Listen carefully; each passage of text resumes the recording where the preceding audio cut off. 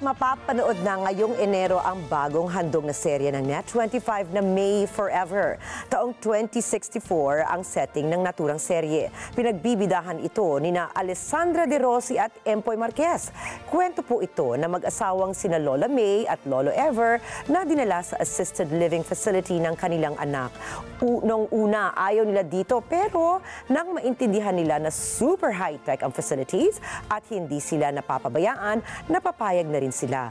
Hindi sila mauubusan ng kwento na mga pinagdaanan nila noong 2024. Pero habang nandun sila, hindi naman naiwasang balikan ang mga nangyari noong mga bata pa sila at ilang mga sikretong hindi nabunyag noong taong 2024. Ang May Forever ay kwento tungkol sa love, friendship at forgiveness. At sa kabila ng lahat ng ito ay pinatunayan ni Lolo Ever at Lola May na ang forever ay totoo sa mga taong tunay na nagmamahal. Dahil si Ever for May at si May forever.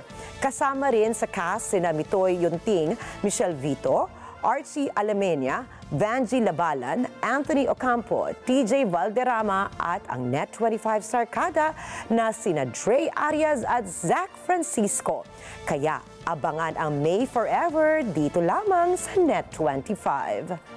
Maraming salamat sa inyong pagsubaybay sa Mata ng Agila Primetime. Para malaman ang matatag, matapang at matapat na mga balita, ay i-follow lamang at mag-subscribe sa @Net25 TV.